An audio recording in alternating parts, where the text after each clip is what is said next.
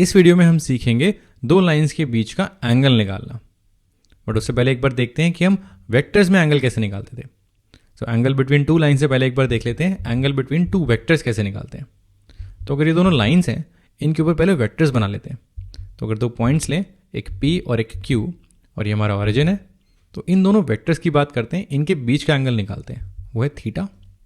तो वेक्टर्स के बीच का एंगल निकालना में आता है, हम उसके लिए डॉट प्रोडक्ट यूज़ करते हैं। अगर ये दो वेक्टर्स हैं OP वेक्टर और OQ वेक्टर, इनके बीच का एंगल हम डॉट प्रोडक्ट से निकाल सकते हैं। OP vector dot OQ vector ये हो जाता है mod of OP times mod of OQ times cos of theta. यहाँ पर कॉस ऑफ थीटा आ जाएगा their dot product divided by their product of magnitudes. इसका मॉड लेते हैं क्योंकि हमें एक्यूट एंगल चाहिए होता है। अब यहाँ पर हमें डॉट प्रोडक्ट निकालना है और मैग्नीट्यूड निकालने हैं। तो मान लेते हैं अगर P है A1 B1 C1 और Q है A2 B2 C2, तो इनका डॉट प्रोडक्ट क्या होगा, ये निकालने की कोशिश करते हैं। तो वेक्टर से शुरू करते हैं। OP वेक्टर हो जाएगा A1 I cap plus B1 J cap plus C1 K cap, और OQ वेक्टर हो जाएगा A2 I cap plus B2 J cap plus C2 K cap. इनका मैग्नीट्यूड हो जाएगा root of A1 square plus B1 square plus C1 square और root of A2 square plus B2 square plus C2 square. तो magnitudes आ गए, dot product भी निकाल लेते हैं। इन दोनों का डॉट प्रोडक्ट हो जाएगा A1 A2 plus B1 B2 plus C1 C2। तो ये इनका डॉट प्रोडक्ट हो गया। अब सारे इंग्रेडिएंट्स तैयार हैं, हम एंगल निकाल सकते हैं। कॉस ऑफ थीटा हो जाएगा डॉट प्रोडक्ट डिवाइडेड बाय पहले का मैग्नीट्यूड टाइम्स दूसरे का मैग्नीट्यूड। तो ये फॉर्मूला हो गया हमारा कॉस ऑफ थीटा का angle between these two vectors. अब जैसे हम वेक्टर्स के बीच का एंगल निकालते हैं, वैसे ही हम लाइंस के बीच का एंगल भी निकालते हैं। कैसे, चलो देखते हैं।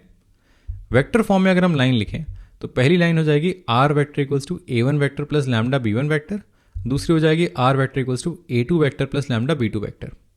इसमें A1 वेक्टर और A2 वेक्टर वो पॉइंट्स हैं जिनसे ये लाइंस पास हो रही हैं, और B1 वेक्टर और B2 वेक्टर वो वेक्टर्स हैं जिनसे ये लाइंस पैरेलल हैं। अगर हम ध्यान से सोचें, अगर लाइंस के बीच का एंगल निकालना है तो पॉइंट से फर्क नहीं पड़ेगा, जिन वेक्टर्स से ये पैरेलल हैं उनके बीच का एंगल निकाल लो। तो कोई दो लाइंस हैं जो B1 वेक्टर और B2 वेक्टर से पैरेलल हैं, तो अगर B1 और B2 के बीच का एंगल निकालेंगे, वही एंगल इन दोनों लाइंस के बीच का होगा। तो जो हम अब तक वेक्टर्स के लिए कर रहे हैं, वही चीज़ हम लाइंस के लिए भी कर सकते हैं। लाइंस के केस में हमें बस ये देखना है कि ये लाइन किस वेक्टर्स से पैरेलल है, ये वाली B1 से और ये वाली B2 से।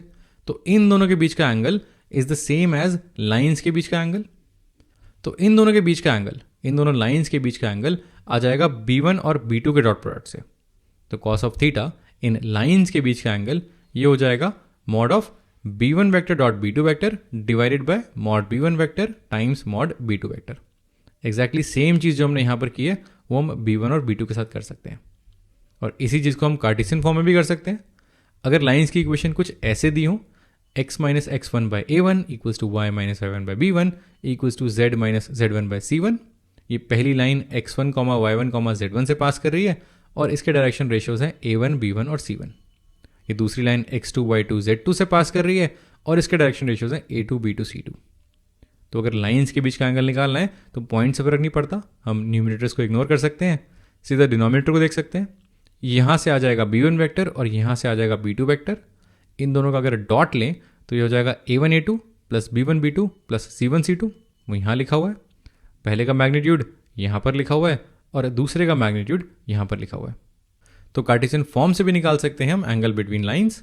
कार्टेशियन फॉर्म के लिए हम ये वाली चीज़ यूज़ करेंगे और वेक्टर फॉर्म के लिए हम ये वाली। चलो प्रैक्टिस करते हैं। Find the angle between the pair of lines. ये हमें वेक्टर फॉर्म में दी हुई है। R vector equals to 3i cap plus 2j cap minus 4k cap plus lambda i cap plus 2j cap plus 2k cap. ये पहली line है। और दूसरी है R vector equals to 5i cap minus 2j cap plus mu 3i cap plus 2j cap plus 6k cap. तो एक बार video pause करो, खुद से ट्राई करो। ओके, अब यहाँ पर हमें पॉइंट से मतलब नहीं है, हमें इन पैरेलल वेक्टर्स से मतलब है। ये लाइन इसके पैरेलल और ये वाली इसके पैरेलल। तो इन दोनों के बीच का एंगल निकालना है। B1 वेक्टर हो जाएगा i cap plus 2j cap plus 2k cap, और B2 वेक्टर हो जाएगा 3i cap plus 2j cap plus 6k cap.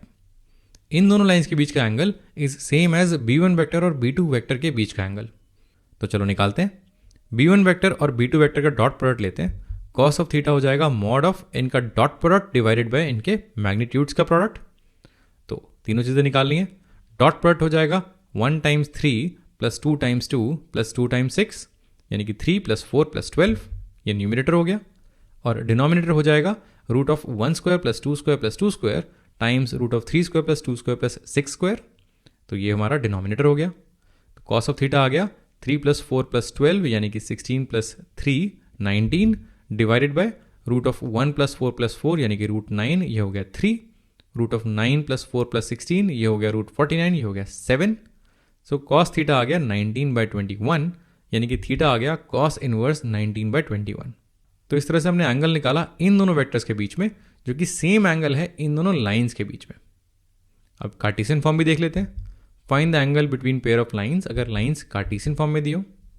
पहली लाइन है x plus 3/3 equals to y minus 1/5 equals to z plus 3/4, और दूसरी है x plus 1/1 equals to y minus 4/1 equals to z minus 5/2।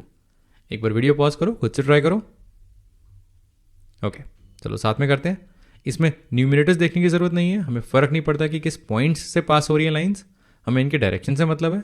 तो पहली line के डायरेक्शन रेशियोज हो जाएंगे 3, 5 और 4, दूसरे के हो जाएंगे 1, 1 और 2। तो ये b1 वेक्टर और ये b2 vector. Cos of theta हो जाएगा इनका डॉट प्रोडक्ट, यानी कि 3 times 1 plus 5 times 1 plus 4 times 2, यानी कि 3 प्लस 5 प्लस 8, ये न्यूमिनेटर हो गया। और डिनोमिनेटर में आ जाएगा root of 9 plus 25 plus 16 times root of 1 plus 1 plus 4। तो कॉस थीटा हो गया ये 8 प्लस 8 16 न्यूमिनेटर में, और डिनोमिनेटर में है 25 प्लस 25 50, 50 का रूट हो गया 5 रूट 2 टाइम्स रूट ऑफ 6। यहाँ पर रूट 2 और रूट 2 2 बन जाएगा, 2 16 को कैंसिल करेगा, ऊपर आ गया 8, नीचे आ गया 5 रूट 3। इसे रैशनलाइज कर सकते हैं, ये हो जाएगा 8 रूट 3 डिवाइडेड बाई 15, यानी कि कॉस ऑफ थीटा आ गया 8 रूट 3 बाई 15। तो थीटा हो गया cos inverse 8 root 3 divided by 15।